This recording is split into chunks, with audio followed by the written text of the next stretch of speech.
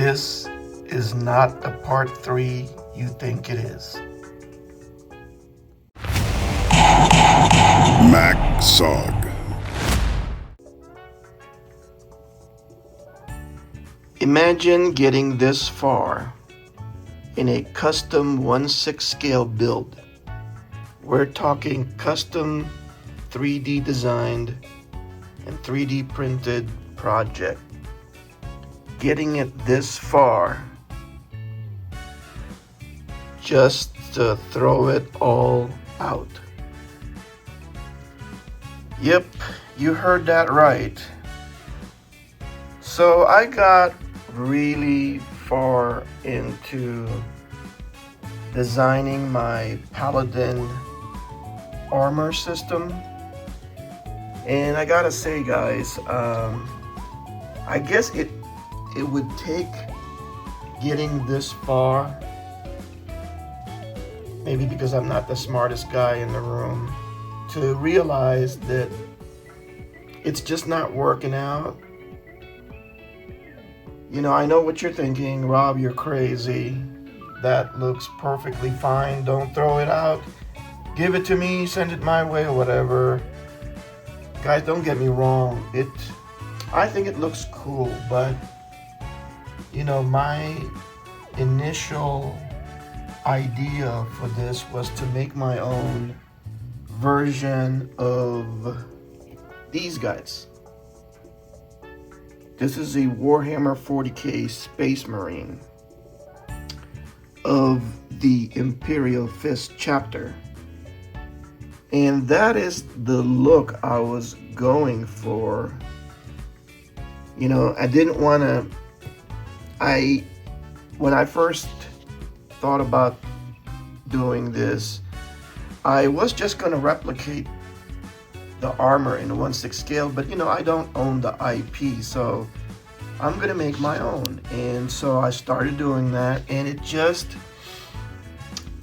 wasn't pushing the right buttons for me, and I think I know why. And here is kind of the problem. It isn't a problem. These are great bodies. A friend of mine, Andy Hasara, aka Andy from Indy, introduced me to these bodies. I got these on AliExpress, and these were just known as DT00 series bodies, and they're great. They're heavy, they're robust feeling, and so far, you know, they're really durable figures. And I'm going to be using a lot of these bodies in the future. But the problem is, it's not very good for what I was trying to do.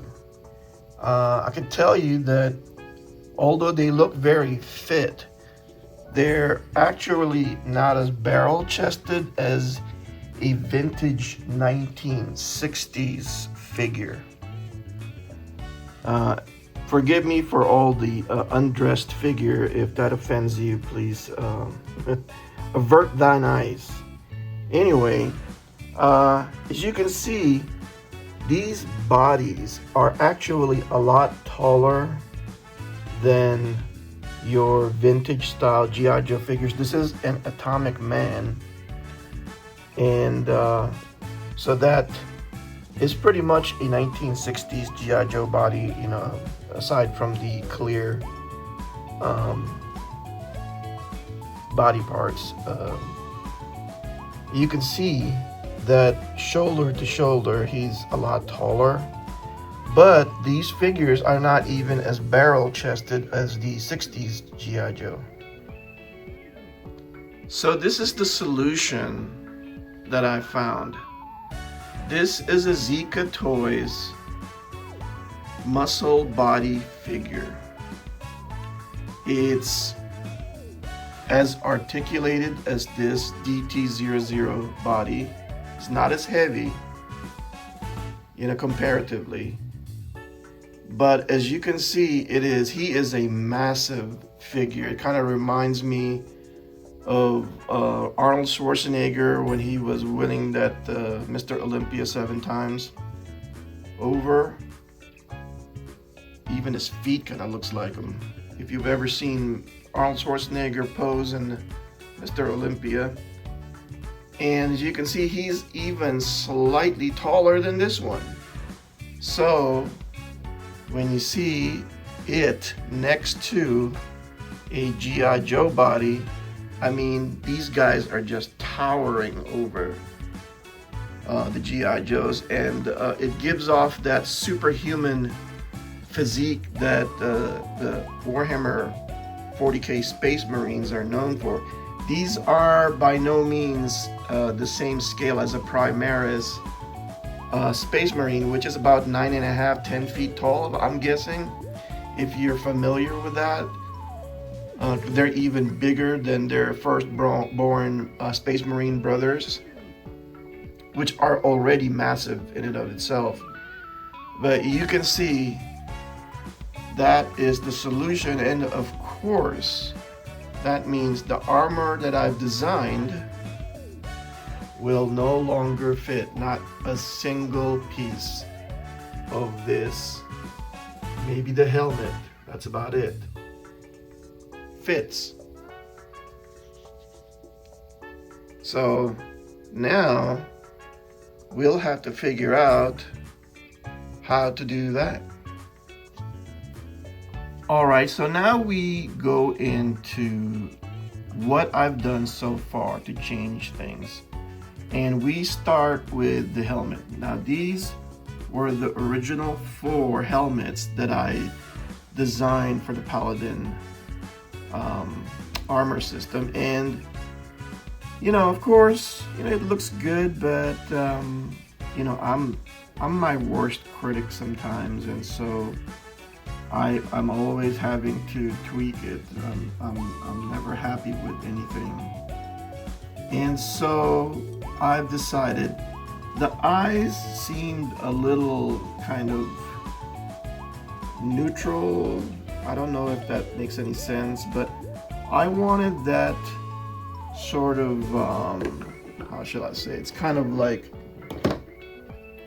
you know, that menacing look about the eyes. You see that? You see what I'm talking about? They kind of look mean, right? And these helmets doesn't quite invoke that. You know, not that they should, it's a helmet, but I think you know what I mean. So I started doing redesigns, so that I've added something to kind of add to that meaner look by adding that little visor there. A lot of stuff got adjusted here. You probably can't tell. I set the lenses, I mean these things on the eyes a little further in so they don't stick out as much, and then I adjusted like this thing so it's larger actually. But as you can see, it's got like a more menacing kind of like mean, angry look. And I've done that as well for the other one. Like for this one, I wanted to keep that that sniper eye. So I did that for that one. And I've done the quad eye, which is the standard, you know, infantry or paladin, standard paladin helmet with the, no, that's actually the spider eye. I'm sorry. So that's got the 6 eyes on it. So as you can see, there's that meaner look to it compared to its original counterpart there. I think you'd agree. And also, so this is the standard one. Now, like I said, some of these things might change. I took off that little thing on the side. I don't know why, but it was throwing me off. So I took that off and made it a little cleaner. So that's the standard helmet.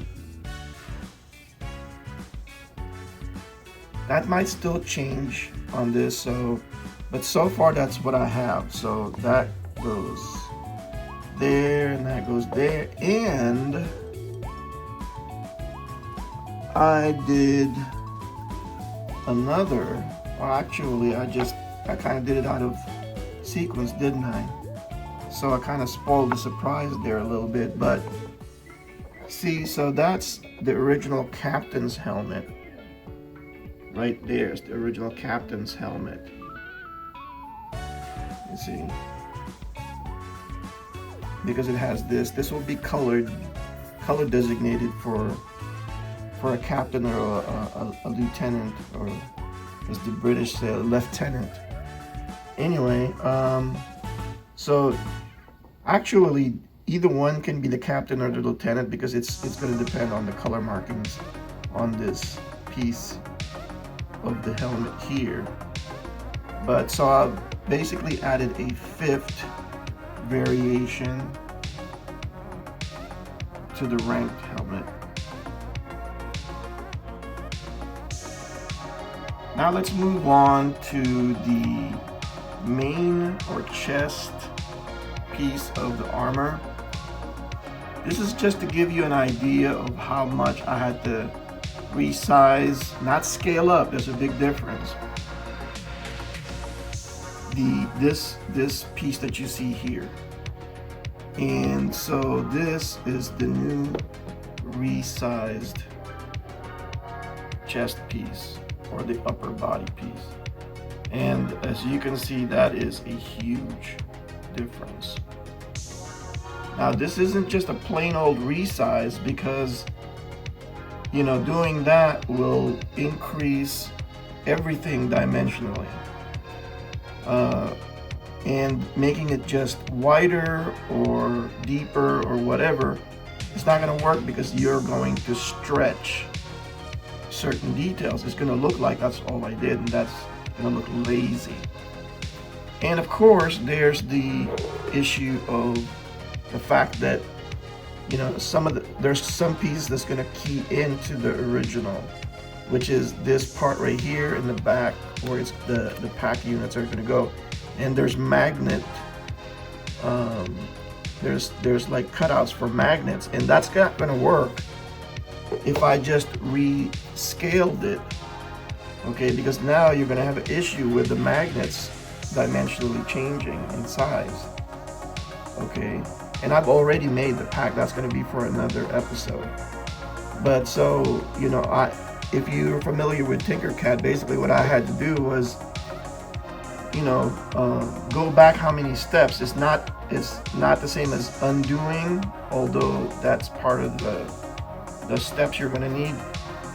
It's a matter of ungrouping pieces that you've got together. That means cutouts or pieces that take away mass out of a piece is going to come back, and you'll have to figure out how to, you know, take away the pieces sequentially, or else it's going to cut into pieces that you don't intend to cut.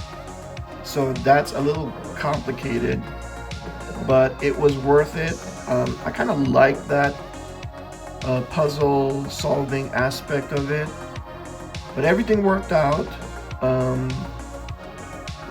Here's another example. If you just stretch it or whatever, these details, like these things right here, I call those beam dispersal nodes. I'll explain that when everything is done. That's going to be evident when you just stretch something, because that's going to turn into an oval shape instead of a circular or cylindrical shape. Same thing with the studs. That's going to be the telltale sign that somebody was just lazy and, you know, stretched it or elongated it dimensionally. Anyway, that is one example of the things that has to be resized. All right, so real quick, this is the original armor, and as you can see, it just goes right over the figure, and if I try that with this one, yeah, not even. And this is again to show how much it had to be resized. Now that just looks ridiculous, right? But as you can see, it fits perfectly on the new figure. And you could already tell that's going to be an imposing looking character. So now we'll move on to the other pieces. These were originally the armor pieces, and I'm going to show you where it goes. So this piece right here is basically that inner piece, or let me get like something I could use as a pointer. That piece right there is this, and over that articulates via a magnet that will go into those little cutouts right there. That's going to basically go over that, and it's supposed to move, but it really turns out to be a serendipitous thing, because I found some design flaws that only reveal itself when you assemble the armor, especially in regards to the Zika figure body. And here is the gauntlet. This actually is for that side there. Okay, so but just to give you an idea, that's what that is. All right, so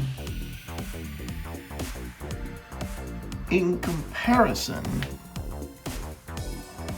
this is how much the new this is how much the new armor pieces has to be resized. Again, this is not just normal rescaling. Okay, a lot of things have to be, resized, because that would have been an oval had I just stretched it. Those rivets would have been an oval, and so this one already has the magnets in it, so it's articulating, as you can see. And this is what I was talking about when I mentioned something about serendipity, because it's the way the arm kind of goes in, and it's kind of complicated. I don't think I really need to explain it, but it's the way it's angled and the way this will have to articulate. But anyway, that is how much I had to resize it for his massive arms.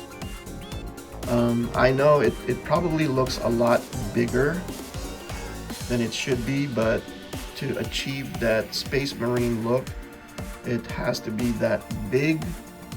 Not just because to mimic it, but it just worked out that way. It's just how it worked out, because one of the things that you have to realize is he's not going to be bare skinned like that. He's going to actually have a suit, and I had thought about just like a spandex type suit, but that just kind of be silly. If you study like Space Marine lore from Warhammer 40k, you'll know that the suit that goes over their body isn't just some thin layered spandex outfit. It's actually a thick material that actually gives them like muscle over muscle. The suit is actually a strength enhancing muscle suit. So what I've elected to do is to make the jumpsuit for this guy out of 1.5 millimeter neoprene. And I've worked with neoprene before. It's a beautiful material, sews beautifully, and it has stretch to it. And unlike, you know, spandex, where it has also has a two-way or a four-way stretch, it's actually a very easy material to work with. It will add, of course, bulk to him, but that's just the nature of armor like this. And on top of that, there's still going to be the second layer of nylon. It's I don't know how quite to call it or what to call it. It's sort of like a nylon tactical material that's going to go over certain parts of his body, and what that will do is that is where a lot of these armor pieces will attach to. It won't attach directly to the neoprene bodysuit. And so that's going to be a very close fit once everything is layered into this.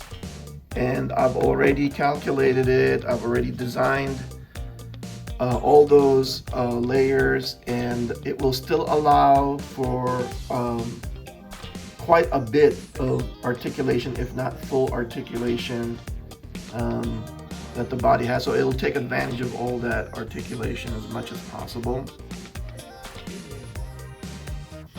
And here's another thing there's another piece here that'll kind of give you chuckles here. That is the arm gauntlet. You can believe that.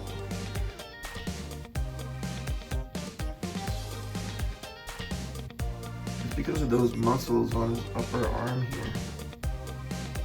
Once that is on,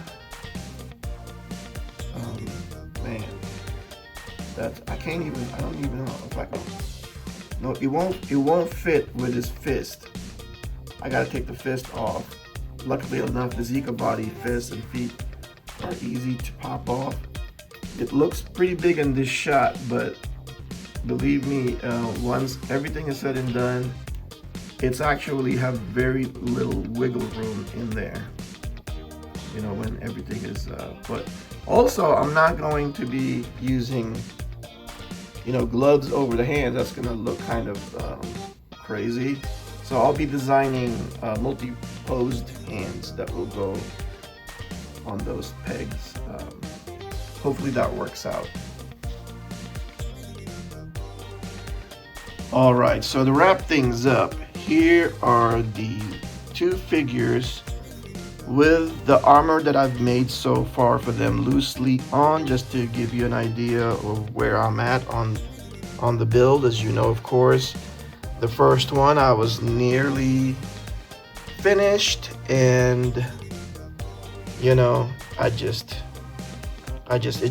wasn't feeling it. But now you can kind of see the vision that I actually had, and this meets that more than anything. You know, thanks to the Zika muscle body figures. And I tell you, you know, the size difference is so stark that it almost looks like there's a female figure in that one. It kind of makes them look like a female in there, you know, in size comparison, but it's not, because you know, that is what a female figure looks like. Okay, so that's how small the females are in scale, and that female figure is actually taller, a lot taller than the vintage action girl figures that I have, that you've seen on my other videos. they're tiny in comparison to that one. Okay, and so that just, you know, it, I don't think the video does it really justice. If you need to see this in person, and to really give you that scale. I mean, that's my hand. Okay, and this thing is just big, man. All right, so that is 5 inches right there, and he is, I can tell you right now, he is wider than that. Okay, so anyway, you know, these are really not going to be part of the adventure team storyline, although I kind of want to do a crossover to introduce this world to it. And that's another thing too. I'm doing a world building where, you know, there's its own lore and there's own story. It's set in the far future, not quite 40K, but you know, I'm thinking of doing like completely different heads, more in keeping with something like Hot Toys. But having said that, check this out. That's a G.I. Joe head, or a resin replica of it, dimensionally and everything. So again, that gives you an idea of, again, scale. And I kind of like it, you know. Again, if you're familiar with the Warhammer series with the Space Marines, you'll know that they have the same kind of proportion. I know the head looks like it's too small, but guys, if you're like a superhuman, biologically enhanced superhuman, you're gonna have proportions like that too. And I kind of like it, you know. So it still has room for flocking, but again, I don't know if that's where I want to go with this. Let me know in the comment section what you guys think. But you know, these are going to be a lot more realistic. Look, I'm going for a realistic look. So when all is said and done, these things are going to have like complete paint up, weathering, everything. So more detail on the sewn goods.